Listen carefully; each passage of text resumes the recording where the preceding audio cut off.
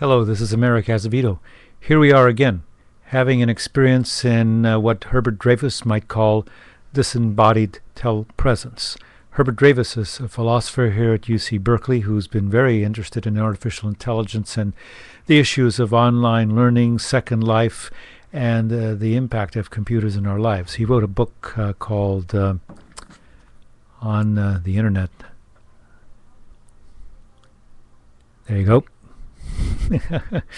Herbert Dreyfus is his name. See, this is our audio-visual experience.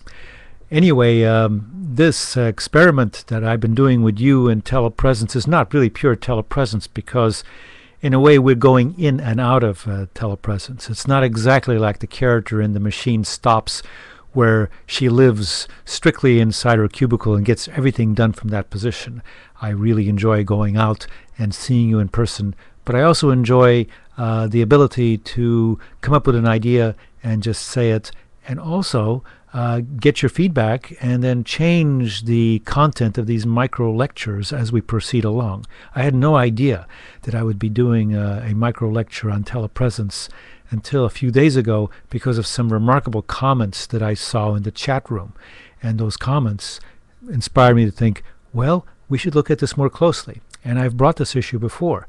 I even have a blog post which you will find a link to in the description of this this particular micro lecture. So if you go to the panel and look to the right, you will see in the description. If it's not all visible, click the more, and you will see the link to this post. And in there, you will see sublinks to presentations by Cisco, HP that provide very high quality telepresence rooms that people can see each other, actually looking at each other across a distance as if they were in the same room.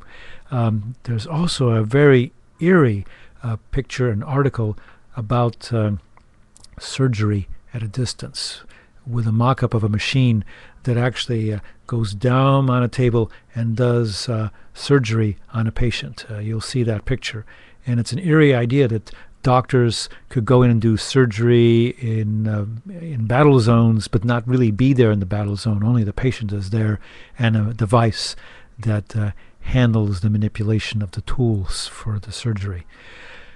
So these are very eerie. A less eerie application is one where the doctor is on a robot that moves around the hospital, and there is a TV monitor that has his face in it, and he can see you as he walks around and says, "Oh, how do you feel now, Mr. Klein? Are you okay today?"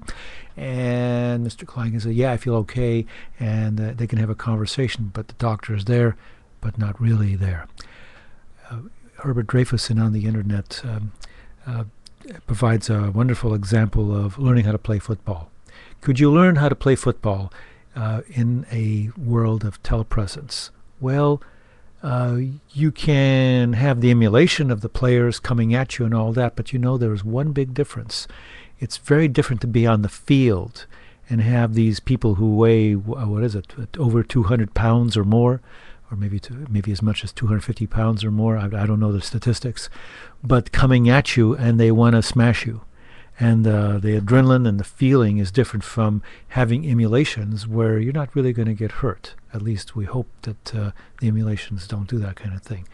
But because you're not going to get really hurt, in these situations of telepresence like that, the factor of risk has been taken out. So Dreyfus makes a big point that what we lose in telepresence and in many online situations is the sense of risk, which is why perhaps many people prefer doing email to talking on the telephone.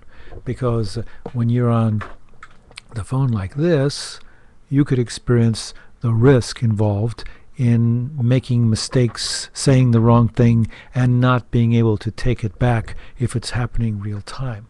Where if you have the ability to edit your words like you do on an email when you're typing it out, then that reduces the risk. So risk might be one of the elements lost in telepresence. Now, having said that, these recordings are unedited. I take risk all the time of making mistakes and just go on, just like I would in a real live lecture. but it is less risky, I guess, in the sense that I don't have to go out there in the cold if it's cold, or I don't have to see the reactions of people, except maybe on the chat space, or if somebody sends me an email in particular. So there's many nuances to this. What I want us to do is I would like you to look at those links in the blog post that I'm sending you, and just scan them. Don't get too fussy about learning about everything unless you really want to go deep. I mean, the Cisco one has actual footage of some telepresence sessions, but they can't give you the actual impression like I did, effect like I did when I actually went to HP and saw people staring back at me real time in a telepresence environment, and we knew we were looking at each other. That was risky in its own way, risky and one person looked like they fell asleep, and that was risky for them because we could all look at them together from our different positions.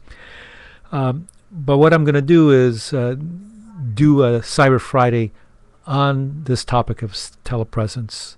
I'm going to send you an email to that effect, and then I'm going to arrange one or more times where I'll tell you when I'm online in the chat room, and we can have chat room encounters during the Cyber Friday time, which might be spread over maybe more than one session.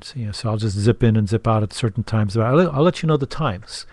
So that will kind of add a little more element of, I think, risk in the telepresence experience, and also maybe a little more dynamic feeling. I mean, these ideas are actually arising from conversations in the chat room with you at this point. I mean, the feedback has been outstanding, and I really don't know what the next micro lecture is going to be, but whatever it is, I'm having fun so far, and I hope you are too.